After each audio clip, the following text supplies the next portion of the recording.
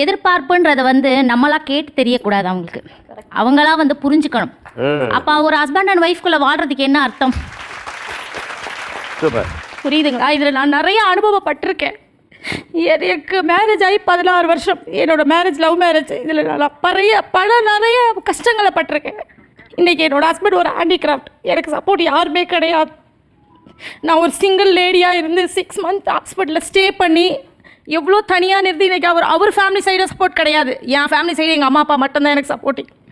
நான் டிஸ்சார்ஜ் ஆகி அவரை நைட்டு 8 o'clock டிஸ்சார்ஜ் பண்ணி கூப்பிட்டு வரேன். நைட்டு 8:30 எங்கள் அப்பாவுக்கு சிவியர் சிக்கு. இவருக்கு கையில் ப்ராப்ளம், எங்கள் அப்பாவுக்கு காலில் ப்ராப்ளம், வேறு ஒன்றுமே இல்லை. அவங்களுக்கு ஹேண்டே எடுக்கணும், எங்கள் அப்பாவுக்கு லெக்கே எடுக்கணும். 2 சைடு நான் எவ்வளோ கஷ்டப்பட்டிருப்பேன். அதாவது சார், இந்த உலகத்தில் யார் பெரிய கோடீஸ்வரன் தெரியுங்களா? நல்ல தாயும் நல்ல மனைவியும் ஒரு ஆண்மகனுக்கு அமைஞ்சிட்டா அவனை விட கோடீஸ்வரன் உலகத்திலே கிடையாது சார்.